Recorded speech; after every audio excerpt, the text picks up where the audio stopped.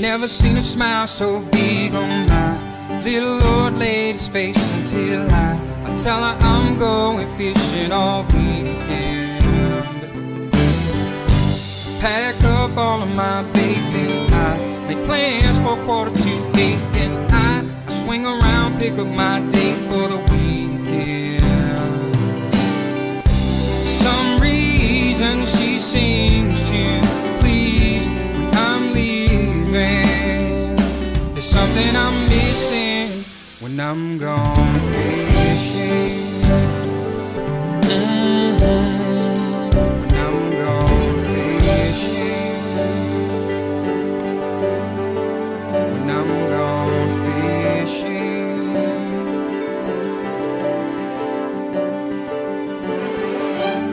Yeah, baby. Yes, sir.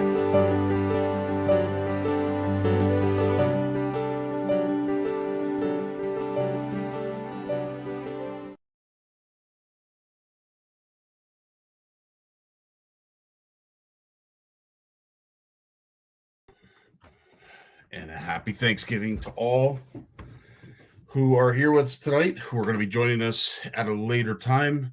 Needless to say, on behalf of OFC Nation, CFN, and all of us, happy Thanksgiving. Hope you all enjoyed an interesting weekend in the sense of it being probably not the most productive weekend for fishing.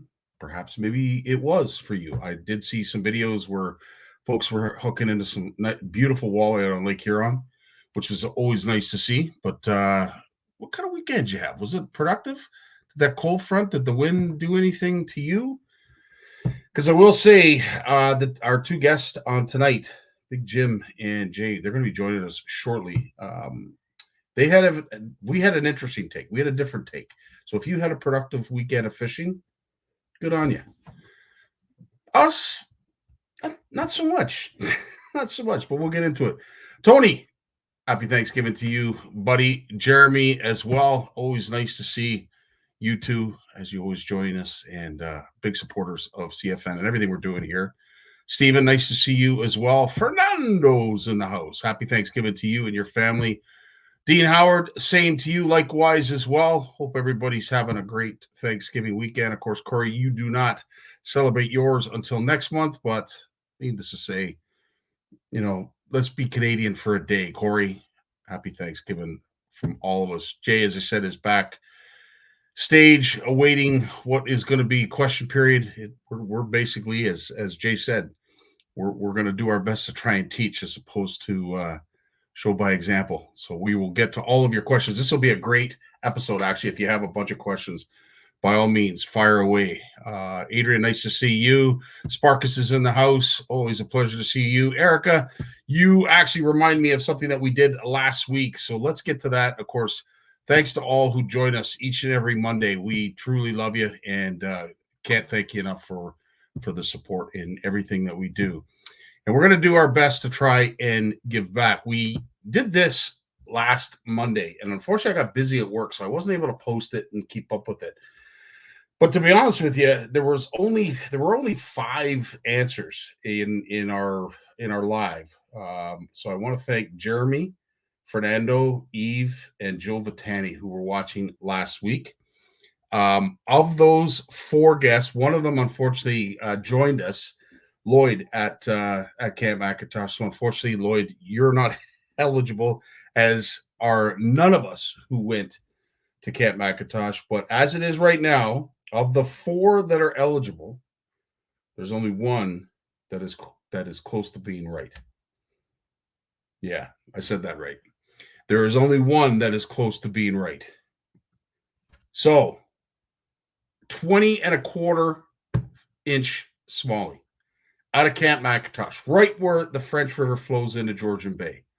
You can see it there on the left. It's a heifer. It's a big fish. But at 20 and a quarter, what is your guess on the weight of that fish? And we will make a post, I will add these 4 guesses to that post right after we're done live. But there is an outdoor flavor prize pack in it for you. So wait till the end of the show. Wait till you see that picture posted, this picture right there posted. Put your guesses down. I will add the 4 guesses that I have already received, so don't put your guesses down now. And we're going to see who is the closest without going over. I think you'd be surprised. I know I was. So that's your only hint. But out of the 4 guesses so far that we've received, there's only 1 that is right or could be considered right. So stay tuned to that. Really looking forward to that. Also, Chris Yalawicka from Yalleye Lures wanted me to post this. And I'll tell you, this actually is an incredible initiative that Chris is embarking on. I don't know all of it, but I know Marty is his brother. And this is all about supporting the troops. To my brother, Marty, it's been a little over 2 years since we lost you. Your infectious laughter and witty repertoire echoes in the halls of our minds. You are in our thoughts each and every day, and we will remember you forever. My brother, Sergeant Ryan Martinson, was a dedicated soldier and family man, as well as an avid hunter and fisherman. I enjoyed countless hours fishing with him on Lake Erie, battling weather and fish. Our greatest accomplishment was hosting the local fishing tournament trophy together.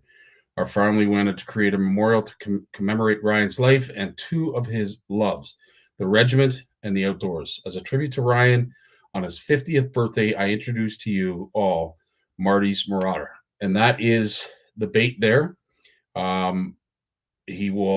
Chris is going to help support our troops, and Yalleye Fish Lures is donating all proceeds from the sale of 100 custom moon eyes and 100 custom hooligans to our local Lincoln Welland Regiment and the Lincoln Welland Band. And in doing so, as I said, the sale of those will go to the regiment itself. So help support our troops. Yalleye Fish Lures, as I said, donating these lures. Thank you, brother, for your service and your beautiful soul.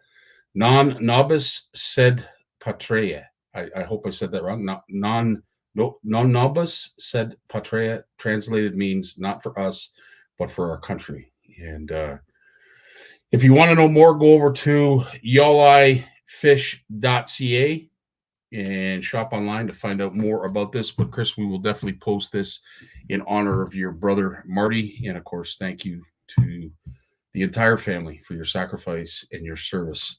Also, I wanted to mention that our good buddy Richard Dunlop is taking orders for swag. So if you were looking for that early Christmas gift, this would be great for that CFNer that doesn't have everything, because these are brand new.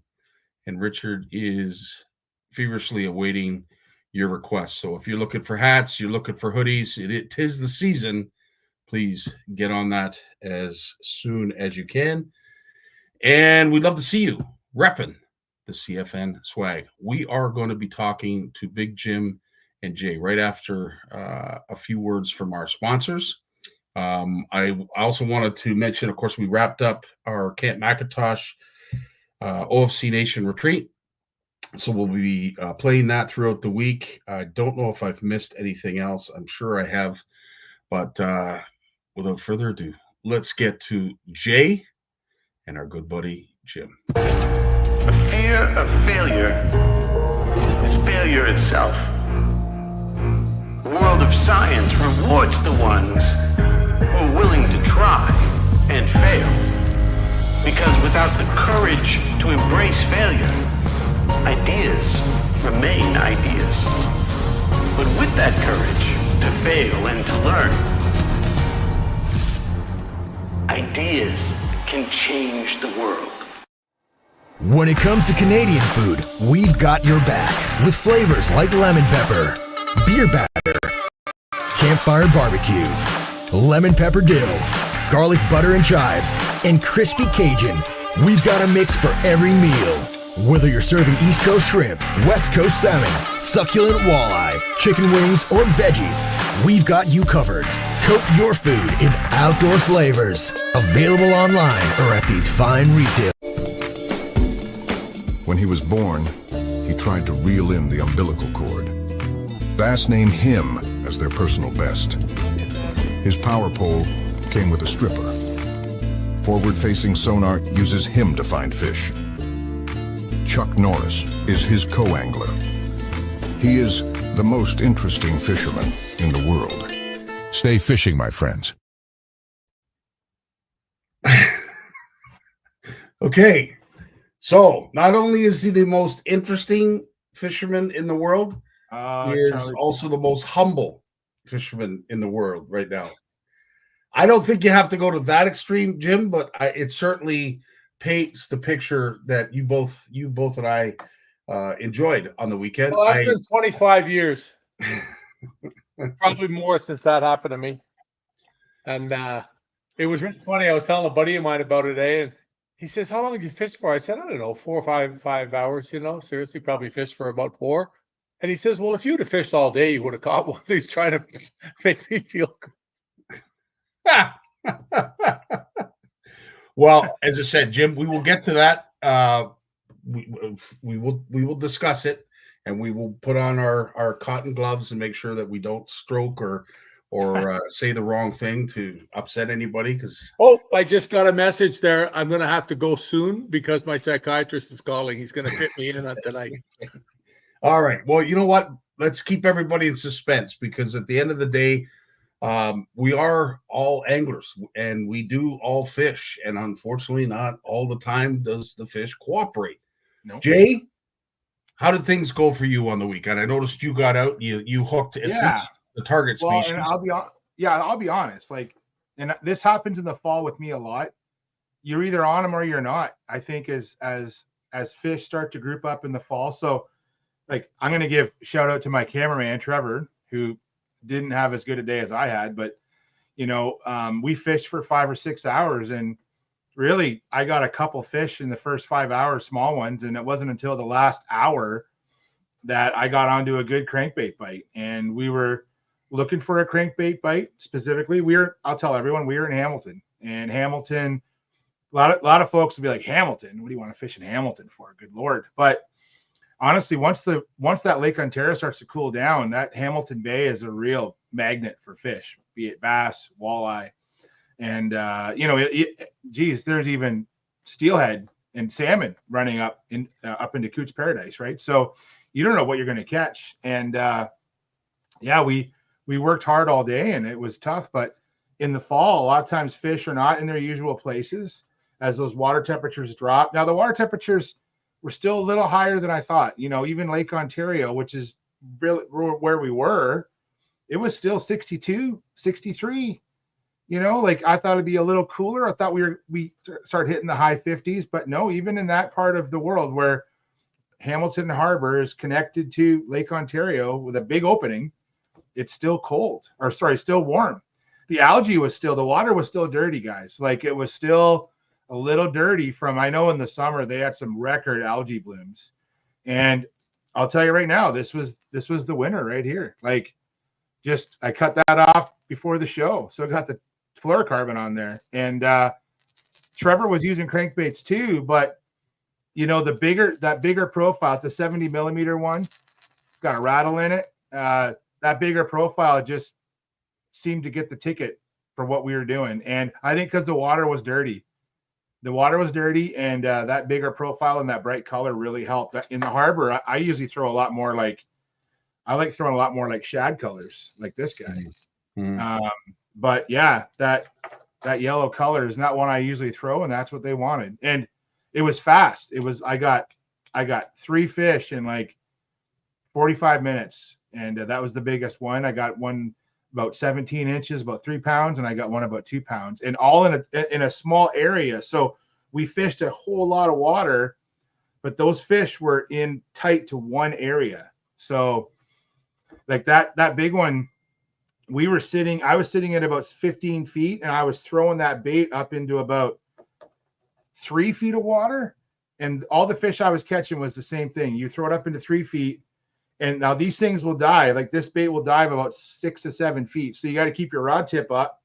And then as it starts coming down that sort of staircase of rocks, you just bring it down, and you can feel it bumping the rocks all the way down. And you want to make contact with those rocks.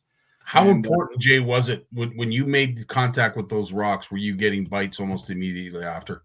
Yeah, that's when most of the bites were coming. Like you'd throw it out, you'd ricochet it off a rock, and then but they weren't plowing it. You would just feel, and Jim, you know this, like with those crankbait rods, right? You just feel that rod just load up. Like a lot of times you're like, is that a fish? And all of a sudden you just feel that you almost see the tip of the rod just doing this. And they just load. You don't even have to set the hook. If you're just doing a steady retrieve, you just sort of lean into them and just keep turning that handle. Yeah, they call it sweeping. Yeah.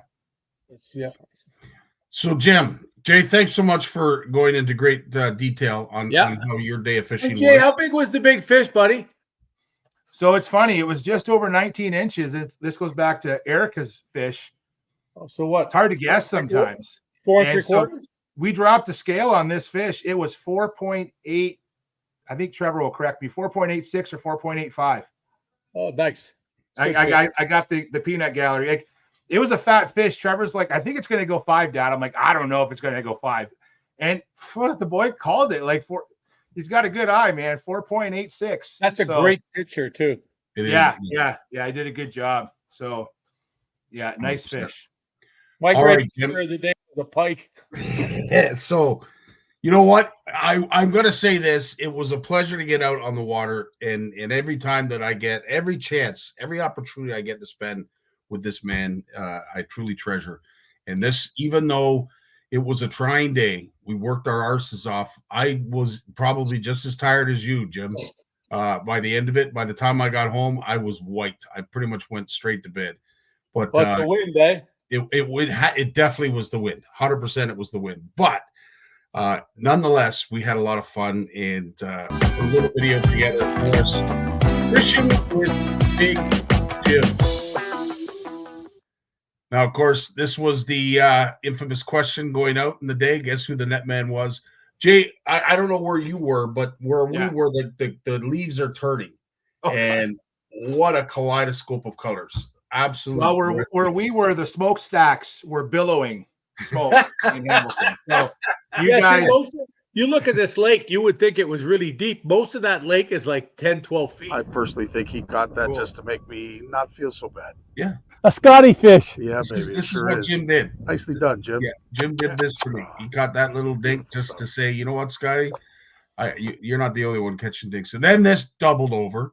Oh, yeah. And both of us thought this was finally the fish that we were hoping for. Yeah, I saw the fish come off the weed line down deeper and come up and get it. And I thought for sure it was a nice largemouth, but not to be. It was a nice pike, though. Yeah, 100%. That is it. The video, the picture doesn't do it justice. Because I dare say that was 10 pounds all day long. It was, or sorry, about 8 pounds, Jim. Yeah. And then doesn't the paparazzi show up, Jay? Yeah, of course. He catches one big pipe, and all of a sudden that helicopter wouldn't leave us alone. So then we tucked into this corner, and he's saying things under his breath about the paparazzi right now. Then, as I said, the pike they cooperated. Thankfully, they showed up. We've been testing this new bait from Powell Castings. We haven't exactly come up with the name, but the tentative name is the Detroit River Dinner Bell.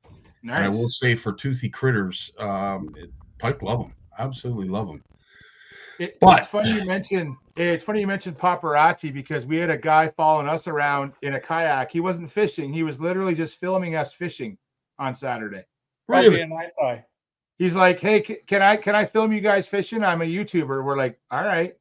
And like, we didn't catch any fish for him. Like we have these fancy kayaks with 20 rods and fish finders, and we didn't catch a fish while he was filming us. It was pretty funny. Oh, and then we met pirates. We met pirates on Saturday. Yes. There was these guys having a pirate party on a big yacht in Hamilton Harbor. And they were dressed up in pirate hats and they had pirate flags and they were dancing. Did they have wenches? Well, Well, they made fun of Trevor as Trevor went around the corner. I could hear the other guy didn't see me, right? And so they saw Trevor going around the corner of another yacht, and the guy said something like, "That guy needs a motor. What's this peddling crap? It's crap." So I'm fishing this point, so I come in, I go by him, and he starts heckling me, and I go, "Hey, Jack Sparrow, is that your boat?" And he says, "Nope." I go, "Do you have a boat?" He says, "Nope." I said, "I got a boat." So Jack Sparrow, you don't have a boat. So what are you talking to us like this for? Jack Sparrow, and then he got laughed at by his girlfriends. He did not like that at all. So sometimes I don't usually dish it back, but I dished it back a little bit because he was dissing my kid, and it was kind of funny. So well, it is kind of funny because come to think of it, you're on a yacht, you're having obviously a party, probably maybe a costume party, but it's in Hamilton Harbor. Yeah, I know. Let's come home. Was there scantily clad wenches on board? No, they were well clad. They were well clad. Oh, it was a little cool. It was a little cool out there. Yeah. Well, so Jim, getting back to our day out on the water, of course, we noticed because you had gone back in your memories, water temperatures were a little cooler than they were the last time we got. It was 10 degrees than it was last weekend, the weekend before. It changed, but like when that guy that came up to us and asked us if we had caught anything, and he said, "I never got a bite all day." Yeah. That was it. And then, there was a tournament on a little lake, a couple of lakes over, and 7 pounds won. It's incredible. Like 7 pounds. Like that water was just shut down. And Jay, I don't know if we told you this. Over the day, I hooked 3 or 4 fish, and I got them coming, and they just got off. Yeah. Like I stuck them good. The rod's buckled over. They're coming. No problem. They're coming to the boat, and they're just gone. Yeah. They're just gone. A lot of the strikes that I had, like I think I was lucky to get the fish that I had because the strikes that I had were not aggressive strikes. Like I was saying in the pre-show, I'd throw that crankbait up to the rocks. You start cranking it down. It'd ping off the rock or two. And then the rod would just load up. It's almost like you got snagged. And I got snagged a lot. If anyone fishes with a crankbait, and Jim, you know this, you got to be patient. They snag everything. They're going to snag a weed. They're going to snag a rock. You just got to, so if you're patient, you're not cranking it too hard, you can stop. A lot of times it'll float up. You just kind of keep it going. But a lot of times the fish I caught, you would just, all of a sudden that rod tip would just start like it's pulling back now. As opposed to just with a weed, it'll just load up and just you usually just feel it tugging, yeah. So, and that's how the bite was. It wasn't even that big one.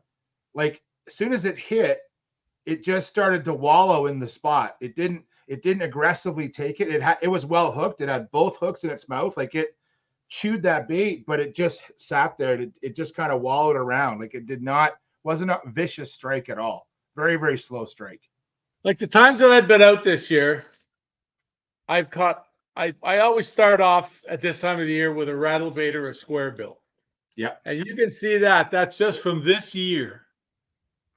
You can see the way this thing has got beaten up. Oh yeah, It's chewed on the top. It's been bitten and gnawed, and it's absolutely blasted. It catches fish. But it just, it frustrates me. Like you heard me say that there was one point during the day, Scotty, I think when I said, I'm fishing the jig. And I said, I looked around and said, like, I can't figure out what I'm doing wrong. I didn't know what I was doing wrong. And I may not have been doing anything wrong. The hard point from me was I went down in the morning behind the house here and I sat in the chair for a couple of minutes. It was beautiful in the morning. I took one cast over that milfoil, that stuff that we saw. I took one cast over that with the chatterbait and I caught a 3-pounder. Go figure. Go figure. What for fishing the square bills around those weeds, Jim? What are you using for your line? What's your line of choice? I'm usually 17, 20-pound fluorocarbon. Mm-hmm. If I was to fish, like that's what I was using right there. Yeah. I've been lucky. I haven't lost this crankbait this year to a pike, but it's starting to get beat up. So that's another thing. Like it's if I was to fish shallow, in the summertime with a square bill, because square bills just shine at this time of the year because you can, all the surface clutter's gone, so you can fish over the weed now. Yeah. Where at the fishery where they couldn't come up to get you before unless you had a frog, and if they're not breaking the surface, you're not catching anything, you know. It's that type of thing. But it's like if I was to fish in the summertime, I'd probably be fishing shallow, just objects, a lot of short casts, maybe 20 feet, 10 feet, a little opening in the weeds. I'll reel a crankbait through it. And I got into that fishing those little bits like that about 5 years ago. I got to spend a day with Charlie Hartley. And I mean, he's led the Bassmaster Classic. He's won Bassmaster tournaments. He's just a great guy. And we spent a day out the back here, and I couldn't believe watching the way he fished. Little bit different, you know, like those things that he did that I didn't do, and I adapted them and worked them in, and I've been very successful with them. And that's one thing. I mean, I never have a problem learning from anybody who's a better fisherman than me or lesser fisherman. Like when I used to guide, sometimes I had guys that were pretty good fishermen, but they hired me. They would show up with a list, literally a piece of paper, take it out and unfold it and say, hey, here's what I want you to teach me to do. Yeah. If I catch fish, I don't care. Teach me how to fish a Carolina rig. Teach me where to fish it, you know. Teach me how to fish a blade bait on a weed line, how to rip it. What should I be using? Like they have a bunch of questions that they want you to answer. And I've learned stuff from people doing stuff like that. You know, I'd say, well, here's what I do. And they'd say, well, you know, I haven't been catching anything, but here's what I've been doing. And I'd say, well, yeah, but maybe you got to fish a little bit deeper. So you won't get the, you know, you'll get away from the weed a bit, because quite often the fish are just off the weeds. And, you know, little things like that. Then I'd go back the next day and I'd try it and I'd be ripping in the weeds and I'd catch a bunch, you know, or something. Yeah. So, you know, we all learn from each other. But if I get into that shallower water with a square bill, I'd probably be using braid. Yeah. Just so funny you say that. Pop the weeds off quick and so like in the summer, like in the summertime, if I'm fishing, so this has been a good pattern for me this year. So if I'm fishing, especially on like weed flats, like you're fishing a weed flat, where do you start, right? Like they're up on these weed flats, like on Mississippi Lake when we were there, right, Jimmy? Like there's just beautiful weed flats everywhere, but where do you start? And so the one bait for me that worked really well was a wake bait, right? Using a wake bait, but there was too much stretch in the fluoro. Like it was just too much stretch. I'm making long casts. I'm using a 7/8 crankbait rod for long casts, and I'm cranking down, and it's a wake bait. So I'm just waking it either just on the surface or just below. And they just love that little rattle. As you get it going, it just knocks back and forth. But I found with fluoro, there was too much stretch, and they would get in those weeds a bit. And it's like I couldn't get them out. So I had to switch to braid. I started running 30-pound braid. And that was lights out. And I don't really run crankbaits with braid a lot, but I found if I'm going to work around weeds and I'm not fishing in the weeds, but I'm really playing chicken, right? I'm right on top of those weed beds. If I'm fishing the edge, you can get away with fluoro, but I think I'm going to throw a wake bait. I'm going to throw it with braid. But then on the weekend, I took that same rod and that same reel, but I swapped out for 12-pound fluoro. And then I was using the square bills, right? So it's the same size of bait, same weight, but one's diving down, and I want to use it on those rocks. And the fluoro, and thank God I had fluoro, man, because I had to retie regularly because the nicks, like I was ramming the rocks with this thing. Like the nicks in the line were wide. You could see the frays after a while. So I would just stop, probably about every 20, 30 minutes. I just stop and retie real quick and right back at it again. And the fluoro was still strong, but once you get a couple frays in it, I just want to retie, right? But that fluoro, I prefer the fluoro, but this year I did really well on the braid. And I usually don't throw crankbaits on braid, but the only trick to it I found is when you hook a bigger fish on the braid, you hook them, you let that rod load up, you get that hook set, and then I'll just back that drag back about 2 clicks, like just click, just to give myself, and then if I have to, I'll use my thumb to control that drag a little bit if it starts to kind of run into a weed patch, but because I'm scared of those hooks ripping out. But if I just paid attention to my drag, it was okay. On this last weekend, set the drag and left it. It was fine because that rod absorbs those bigger fish at the side of the boat. They'll come up. Like I said, the hook sets weren't much, but once you get them to the boat, then they do a couple lunges under the boat, and that rod just absorbs everything. It works great. Yeah, great. Plus you lean with them too. So Yeah, They get that's a right. couple more feet, Absolutely. makes Yeah. huge difference. Yeah, yeah, for sure. I think what Yep. was inspiring about being out with Jim, and you talk about learning, and really, I watched Jim, and it wasn't a particularly great day for him from a production standpoint. I've seen him go to these same weed lines, Jay, and haul loads of bass out of these same areas that we were in this past weekend. And I could tell, he was getting frustrated. I could tell some of his casts weren't exactly going where he wanted it. So I could see the frustration. This is what really struck me, Jim. And you made a point of getting my attention when you said it. Scotty, I have the itch now. Right at the end of the day, Coming back in, yes, I didn't want to stop fishing. he didn't want to stop fishing.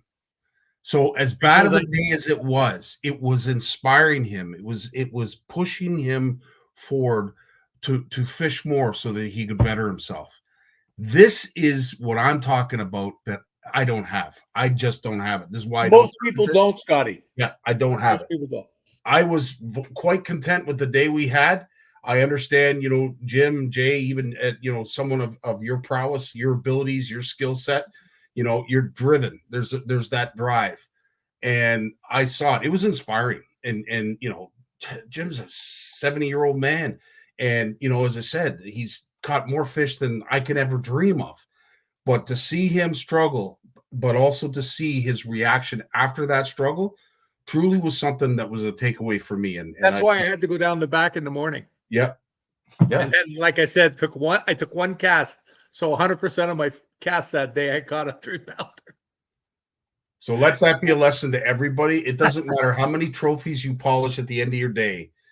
Everybody has those days. It's how you respond. Yep. And what I saw from Big Jim, truly, you've heard me talk about the number of times after a tournament that I've stayed and fished the next day. Yep. Or gone out on the way to the boat launch to put the boat on the trailer.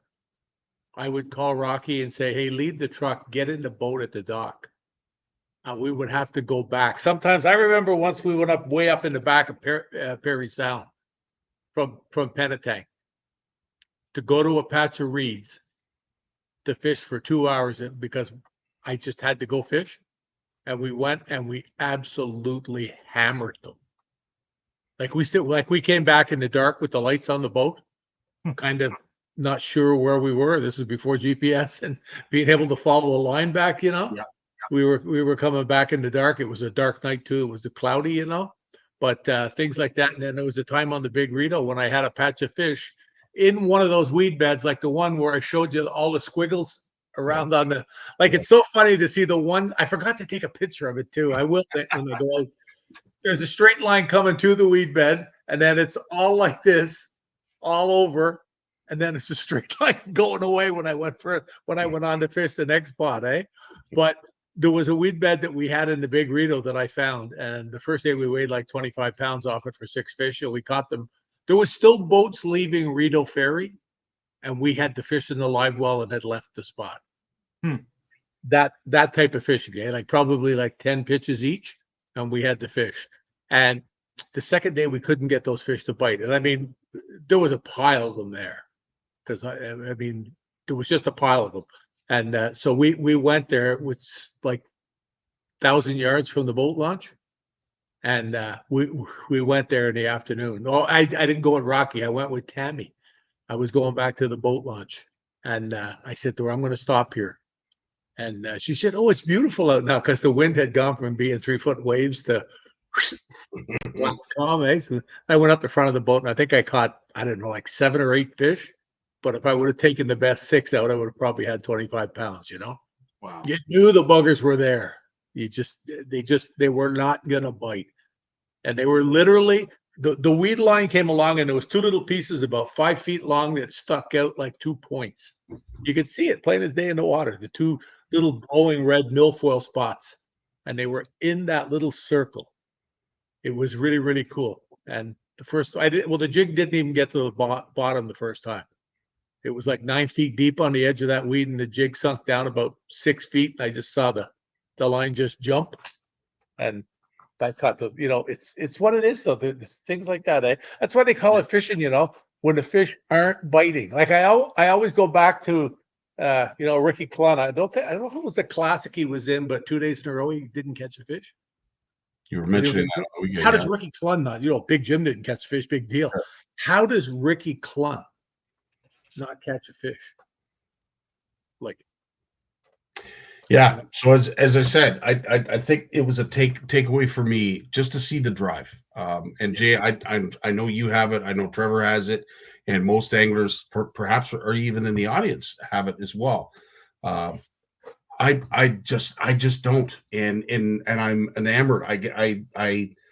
It's inspiring to see, especially coming from Jim. It was really inspiring to see, like, holy smokes, you still got the fire. That's awesome. Oh, it's there. It's there, but I'm funny that way because I felt bad that we didn't catch more fish because you came over here to fish and everything, like that really. But you caught some nice pike. Yeah, you had a good time with the Detroit River dinner bell there. Yeah. You caught a few on that. You didn't get bit off either, did you? No, you never asked me, because there was a couple times that I was trying to get some photo shots, and I know you mentioned it once. Like, do you want me to get that? Like, he's gonna bite that off. I was using like 25-pound fluorocarbon on that one line. You beast. I know. Because I didn't want it to snap off, but needless to say, it was an awesome time. But the best takeaway for me was watching someone like Jim struggle and get frustrated. You could see it, and all of a sudden at the end of it, it was just like you hit the reset button. Said, I want to fish some more. I got it, Scotty. I still got it. Well, I know there was Rocky and I. Whenever we went to Midland or Penetang and fished up Port Severn, up in that area, Georgian Bay, we either won or we did really poorly. And the number of times I remember him and I standing in Tremblay's parking lot, because he had left his boat there because he had there was something with the wheel on it, and he phoned Remy and said, "Hey, I'm going to drop the boat there. I'll get it fixed on the way back." And we were sitting in the parking lot there, divvying up the money. We had come like fifth or something, and we were trying to figure out who needed money more that week. Okay, this was in the beginning, eh? Wow. To figure out who needed money more, and we decided it was me, and I paid the more. I had the money to pay the mortgage. I got a check for, wasn't a mortgage, it was a rental payment. I think it was $760 or something. And I had a check. I gave him the check, and he gave me back a check because I didn't have a checkbook with me. He gave me back a check for $760. Just left it blank to pay to just give right to the guy who owned the house we were renting. Yeah. And we left, and we had one the next weekend. We usually didn't go 2 weekends in a row back then. They just didn't do it. And I left there. He had a guy come in. In fact, I think the guy had already come and fixed the wheel on the boat. So he went back to Oshawa. And I left, and I ended up sleeping halfway back in the truck and going to start practicing the next morning instead of going home. And I practiced for two days. Now that's the kind of desire, the drive that we had back then. You just had to do it, eh? There was no, we're not talking about, people don't realize the difference when you're trying to feed your family. It's a job like you're trying to get that dream of being a professional fisherman. And it's a whole different feeling, eh? But I felt good because I had the money to pay the mortgage.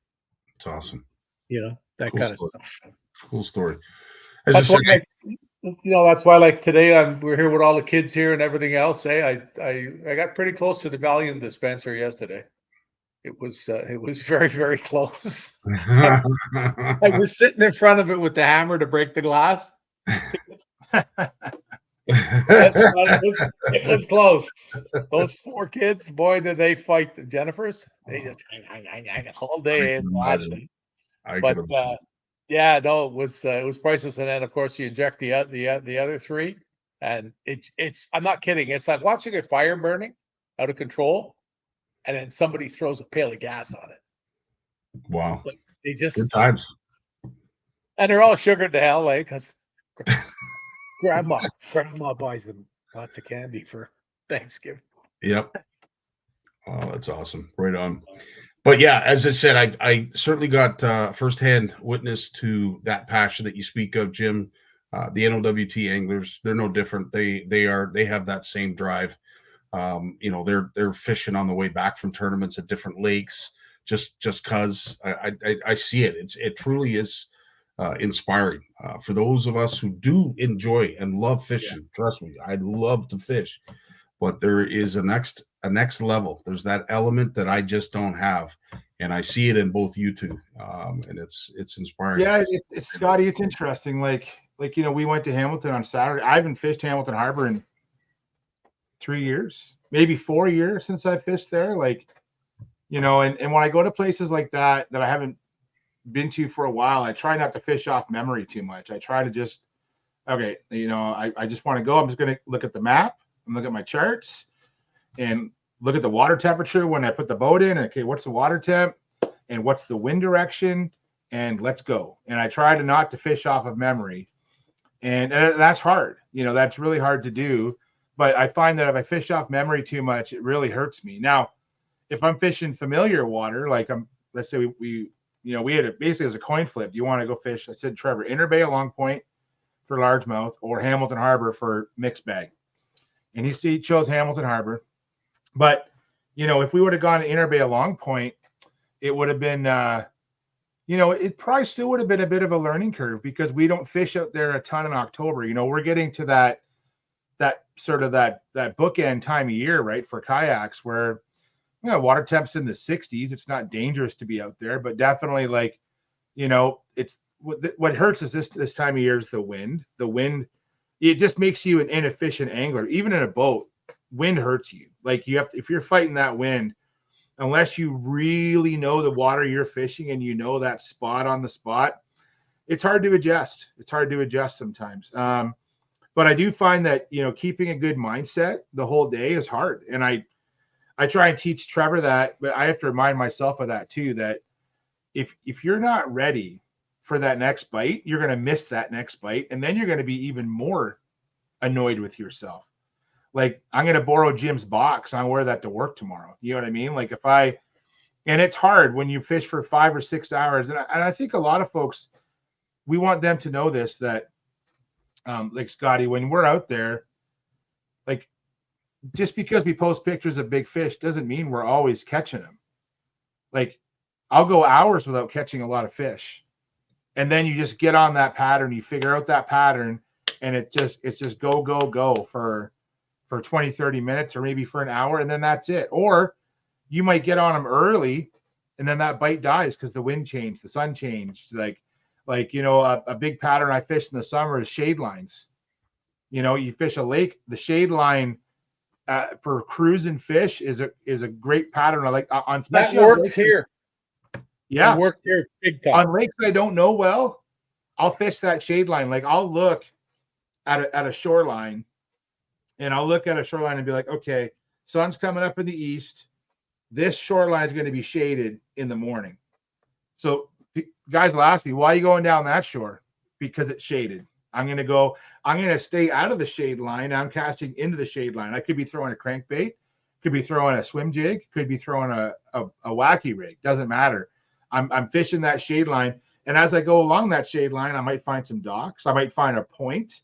Then it changes again, right? But if I'm that's how I fish a lot of when I'm fishing these kayak events. I'm going to a lot of lakes I don't know well. And so I just have to fish what I'm comfortable with. And that shade line pattern, man, that is, man, I have done that since I was Trevor's age, to be honest. Yeah, that's hot this summer. A shade line.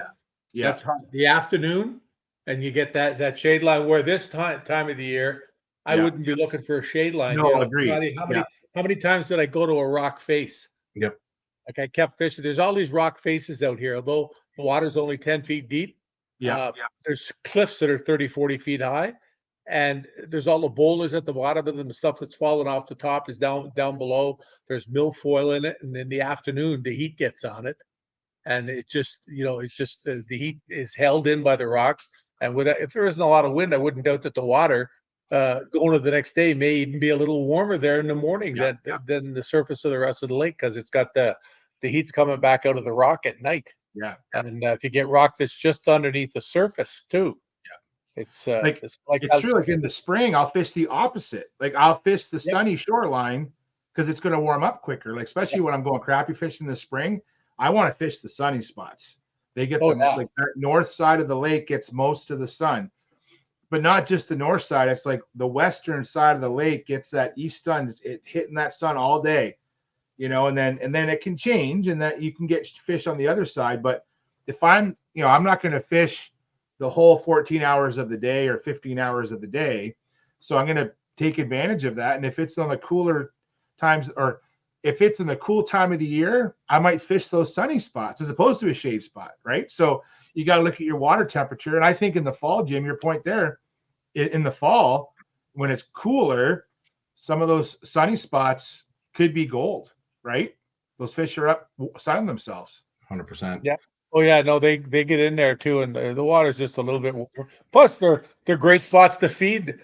You know, you always see bait fish around. It's one of those things. Like that was something I noticed the other day when we were out. There was only a couple of spots that we really saw bait fish in. Yeah, and I don't mean bait fish. I don't mean minnows. I mean like panfish, because that's what they eat. Mm-hmm. You know, they weren't stacked up. What's that? They weren't stacked up like they were last year, Jim. I remember it's in particular that cottage that's for sale that you love, that weed patch out in front of. I couldn't get over how many bluegill that there were stacked up on that flat. There was hardly any this time around. Well, I'll go later this week, and when I go out of the speed zone, you watch. Look out, fish! Look out! The man is coming. The next time. Well, you know, and I was just sitting here and I was thinking to myself, when was the last time that I fished in the Rideau Lakes and have a flipping rod, and I don't have to change the bait all day? I'm still on the same one that I started with. Bingo bango. See, that happened to Dave Chong and I out here one day too. Down below here, down toward Dog. Uh-huh. We were sitting here eating dinner that night, and he says to me, have you ever fished on the Rideau chain, gone fishing milfoil for largemouths like we do, Duncan, or chucking a jig on edges or something and not caught a fish? I said, I don't think so. I don't really remember. And that day, him and I were out. We caught a pile of fish, and nice ones. Like I caught 4 or 5 on a rattle bait that together would have probably been 18 pounds over the day. One here, one there, that type of stuff. And I got one was one was like probably like 5 3/4 or something like that. And on a rattle bait, that's a pretty cool fish to eat, a rattle bait. You don't get that up here a lot like you do down in Florida. But you know, it wasn't that the fish weren't biting or we just didn't catch them, but the fish that were in the weeds weren't biting. And then I see that happen with you the other day, because I probably spent maybe an hour in that weed bed and then half an hour at the end of the day. Like, you saw me go back to it because I just thought they got to be there. They got well, they are there. They're just not biting. They're just not biting. They're not active. Like people think that when they don't catch fish that they're not there. Boy, that's so wrong. And you know, forward-facing sonar has proved that. Oof. Right. Looking at a school, was a guy posted a thing the other day, and he's got you can count the fish. He's down here in Lake Ontario. There's 16 fish you can see. And he fished for half an hour and never got a bite. He could not catch them. They do this, go down, have a look, and they'd come right back up to where they're going back in with the boys. He got down to fish some fluff. And actually, when he fished the fluff, it was the closest he came to getting bit. They all went for a look at that. The whole school just, when it got down there, he waited forever for it to sink. They were in, I think, like 23 feet or something. Yeah. And he waited forever for it to sink. And when it was coming down, as soon as he started just letting it pendulum through them, every one of them was going and having a look at. And you'd see them just move up real slow, you know. It was really cool, but he never caught one. So they don't go away. Yeah. And Mark, to your point, yes. Yeah, for sure. I was shocked. I fished in the St. Lawrence one day with somebody who's pretty well known, very, very well known. I won't get into names because they were out there fishing, and he's telling me, "Oh yeah, this is the best spot in the river and everything." We fished on for 2 hours, and I says, "So are you done ditching me around the river? What are you going to do your second best spot? I'm really excited, you know." So he goes back up on this little drift that he's got, and he looks at me and he says to me, "Here you go." And he starts fishing the live bait. And I said, "No," I said, I almost said his name. I said, "I don't want to fish the live bait because I don't want to kill fish, eh?" That kind of a thing. Because quite often with live bait, in a current, you may not really be aware until you feel the weight of them, pick it up. And I'm talking current in the St. Lawrence, like 4 miles an hour, stuff like that. And it was just amazing how instantly we started catching fish. And some of them were, they were nice smallmouths and walleyes mixed together.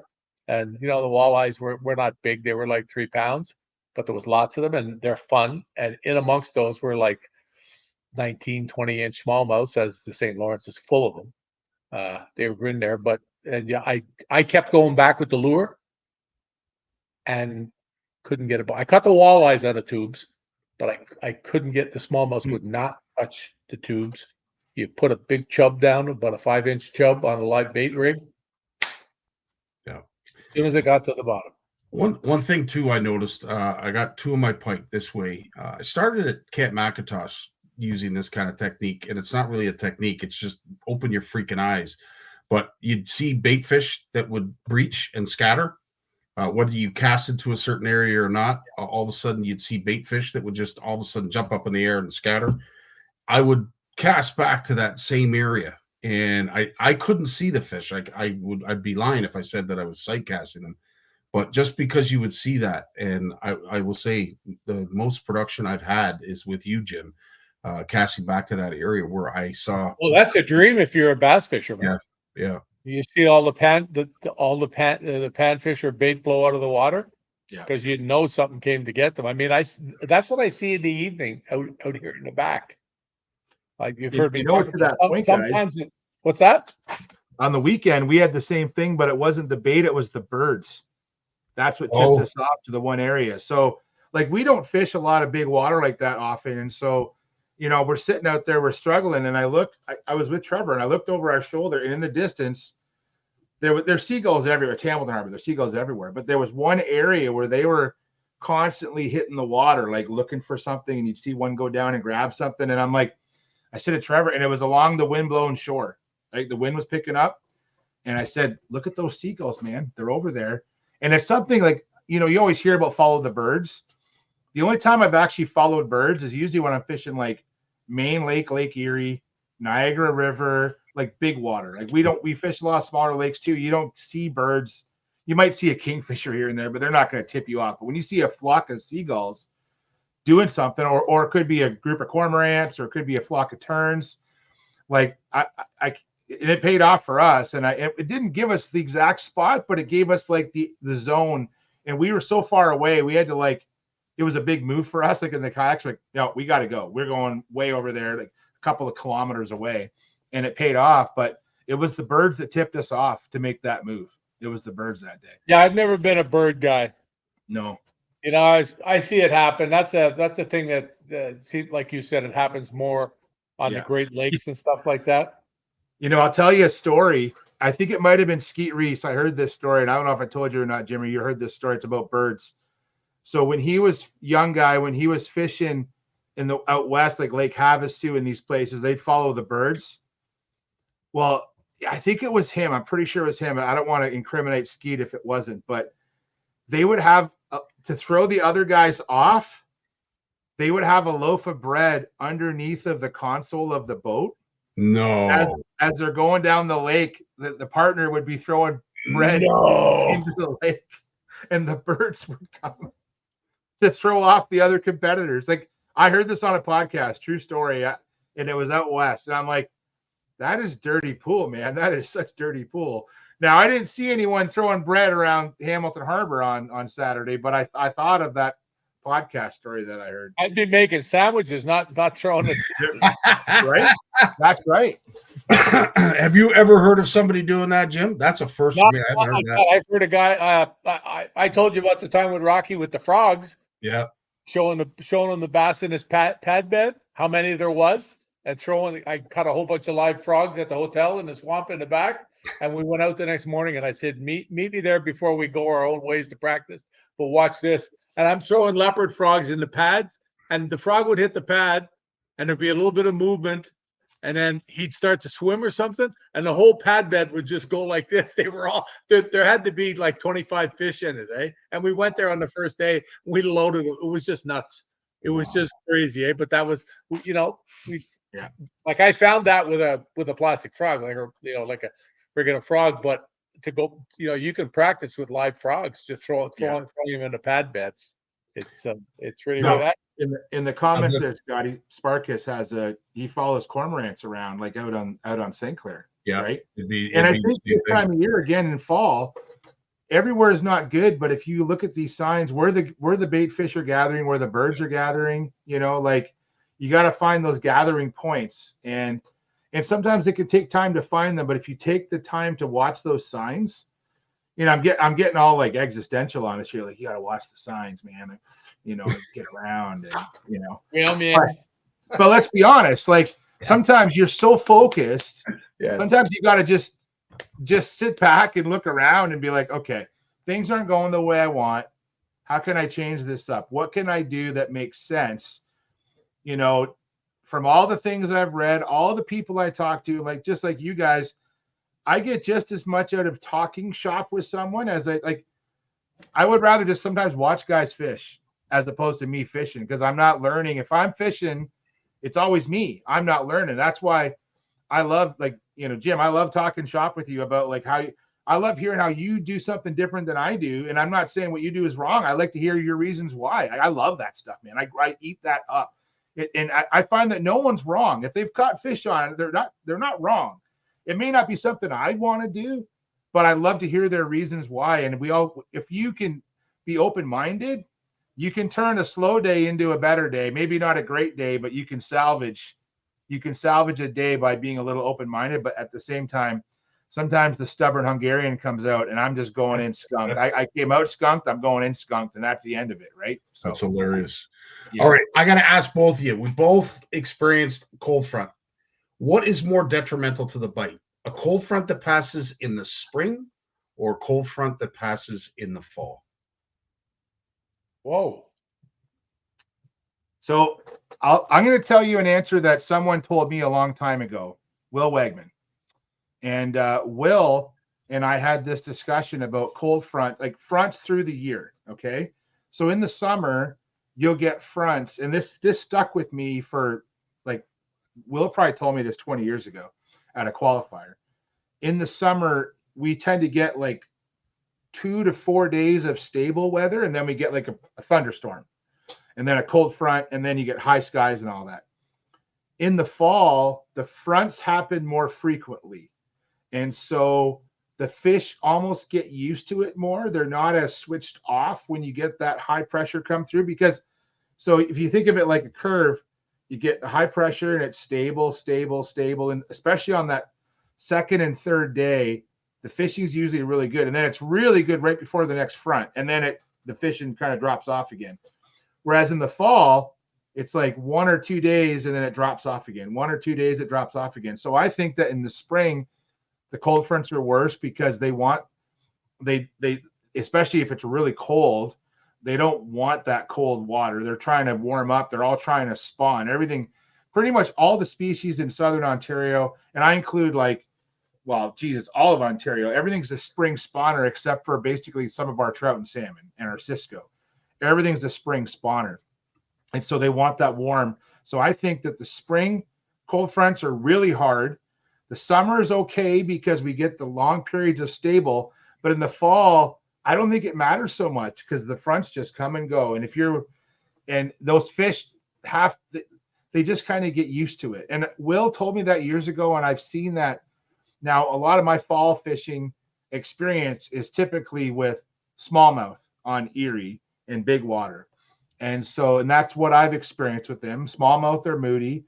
When it comes to steelhead, and they're so influenced by water level and rain, I don't pay attention to fronts as much when it comes to steelhead.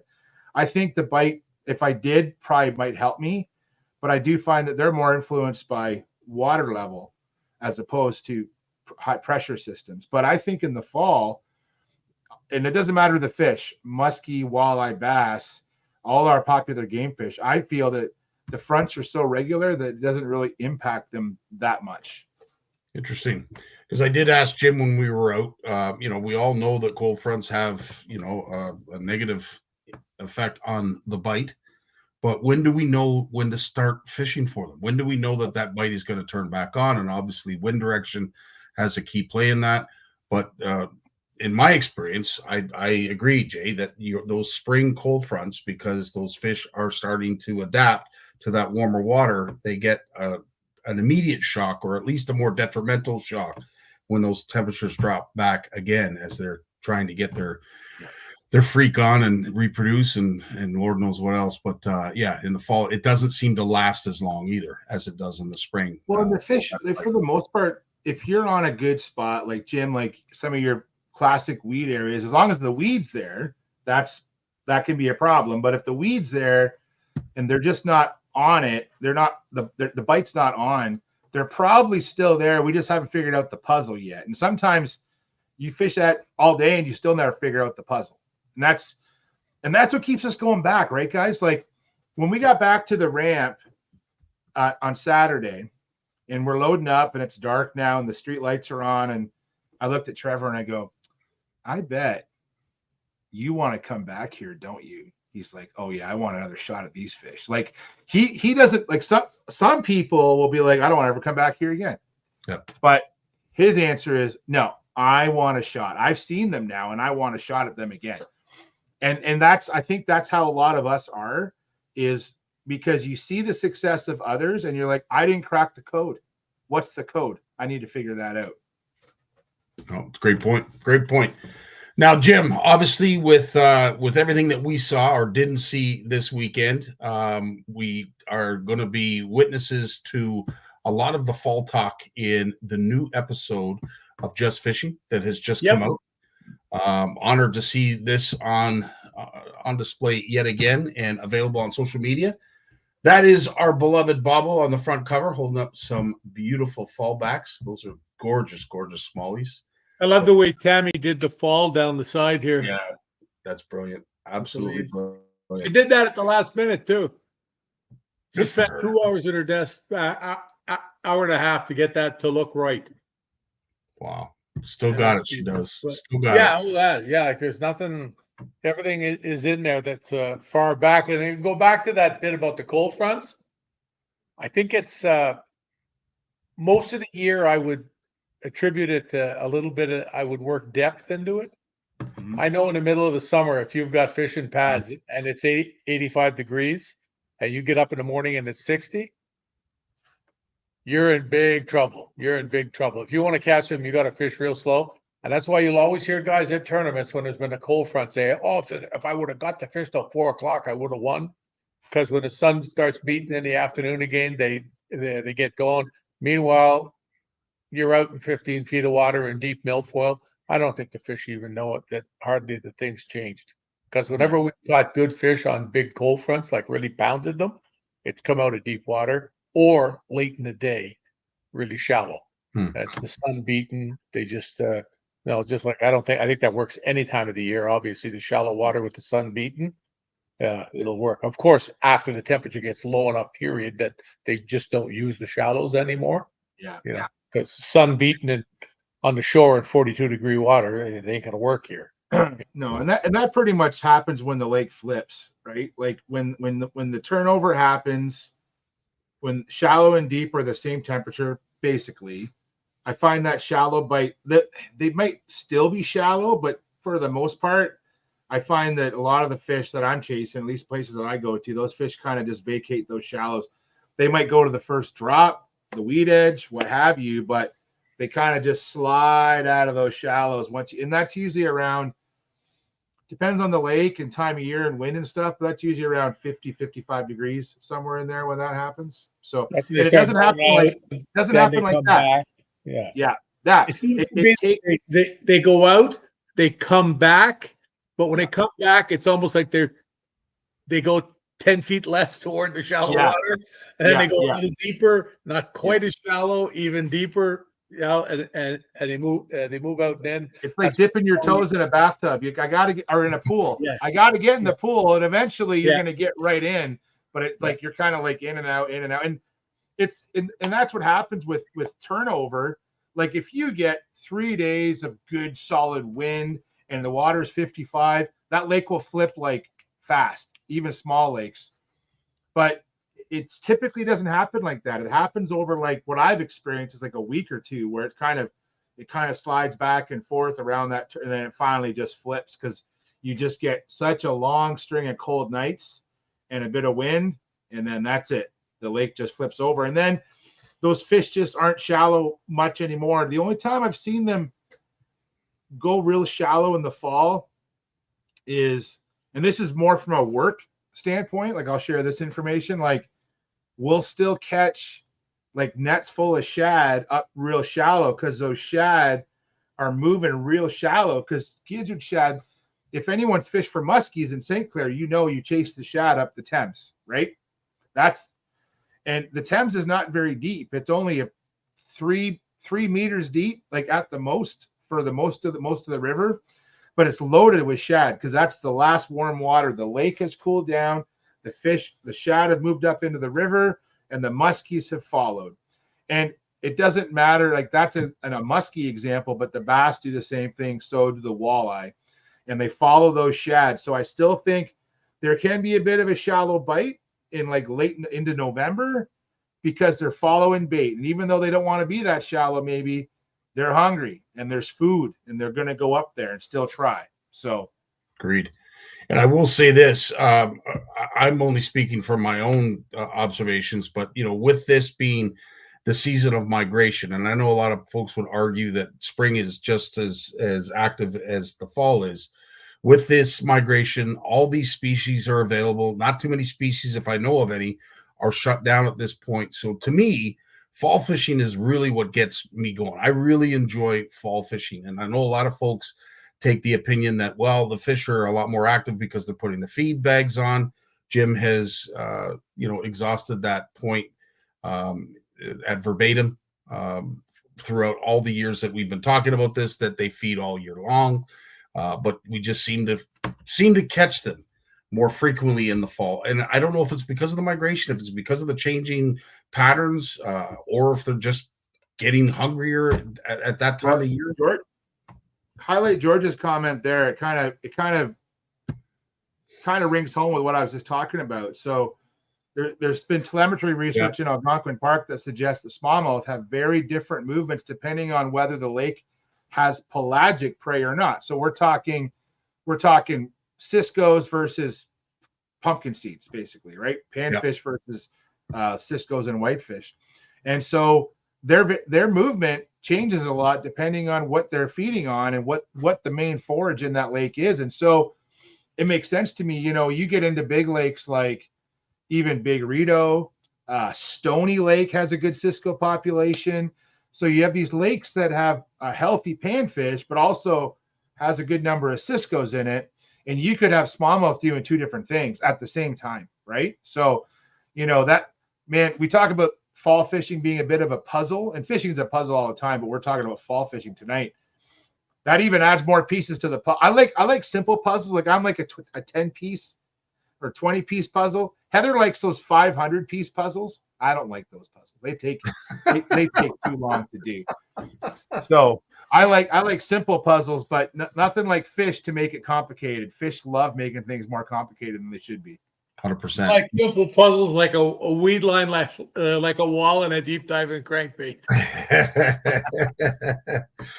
Last but not least, I wanted to bring this up because Jay, you had shared it, and I think this is revolutionary in my eyes to what records are going to look like going forward. That this young man who caught this unbelievable smallmouth out of the St. Lawrence, Jay, do you remember what it weighed? It was just over 9 pounds, like 9.2 or 9.3. So this is the New York state record. The one we saw last year was Ohio state record, right? The big one, that 10-pounder. Yeah. This was New York. This was St. Lawrence River. This actually just beat the last record, which was from Cayuga Lake for New York, which was like 8 and change. And I'll tell the quick story here. So this angler, Dante, caught this in a tournament, wanted to have it recorded as a record, but his concern was the well-being of this fish. So we brought it in, had it recorded on certified scales. But typically, you know, we hear about you need to have an agency person there to verify the fish. And if not, a lot of times they want the fish euthanized and taken back for evaluation. Well, Dante was like, nope, it's on a certified scale. I'm going to let it go. And if it's not the state record, so be it. And they just put out an article so that first article was like 2 weeks ago. And the last article from last week was they've accepted the state record. The New York DEC checked the scale. Everything was fine. And so there you go. So we don't have to kill these fish if we can. Now, Dante was in a tournament, so he has access to a certified scale, or a scale that at least can be investigated. You know, it wasn't like some of these stories where, remember when they caught the record burbot from Lake Simcoe and they drove it around in a cooler trying to find an open butcher shop at midnight or 1 a.m. Yeah. That's a great YouTube video if anyone hasn't seen it. It's a fantastic YouTube video. Fun. But I felt bad for that big, beautiful burbot just getting dragged around. But they did it because that's our rule in Ontario. I will not fault those guys for weighing that fish the way they did. They're following the rules. They wanted it to be a certified record, but there's other ways to certify records. And shout out to New York DEC for following through, and that fish got to go back. That's a cool story. Amen. 100%. Well, lads, it has been over an hour. I've kept you. It is Thanksgiving Monday. I thank you so much. I cherish all your time as always, but I will bid you farewell because I want you to get back to enjoying what's left of your Thanksgiving weekend as well as your families. But Jim, thanks again for a great day out on the water, man. Really appreciate it. Next time you come, you're going to come in the summertime. And when we get to the end of the speed zone, we're going to go left. I'm going to give you a bait caster with a frog, and we're going to throw frogs all day. Awesome. You can't not get bit on a frog in Cranberry Lake in the summertime. Oh, that's great. Awesome stuff. Jay, likewise, thanks so much for joining us tonight, as you do every Monday. And of course, Lawrence, he's enjoying Thanksgiving with his family. So that's happy great. Thanksgiving to the Gunther. He's out pickerel fishing in the river in the dark. Yeah. You guys take care. All the best, lads. Thanks so much for your time. Be good. Be safe, people. Thanks, guys. See you next week. Enjoy your turkeys. Right. Yeah. Right on. Always a pleasure to speak at any length to those two gentlemen. And of course, having the ability to do it in front of you folks is, I don't know, that's my takeaway for this Thanksgiving weekend. And what makes me truly thankful, those two, as well as Lawrence, all of our featured guests, all of the helping hands behind the scenes, to my entire Legacy member clan. You guys pump our tires and keep our community engaged, and I can't thank you enough for all you do. So if there's anything I'm thankful of, it's CFN and everybody that supports us and supports what we're doing. On that note, I do want to bring to your attention on Wednesday, this is the Power Hour, and we are going to be talking to none only than Joey Ford and of course Moose in regards to how the Black Bass International Tournament went out in New Brunswick. I'm going to be joined by my co-host Danny Bacon. That is Wednesday at 8 o'clock. In the meantime, we will post that picture and the 4 guesses that we have so far of this bass. The 20 and a quarter, I'm dying to know who gets it right. But there's an outdoor flavor pack for the person that does. Until then, till next, I guess Wednesday, Monday, whatever it is, enjoy your week. I hear the weather is supposed to be phenomenal coming up this weekend. So hopefully you're out getting a line wet and enjoying what's left of the summer / early fall. On that note, guys, love you all. Stay safe. Enjoy your fishing. Enjoy each other. And for the most part, be good people.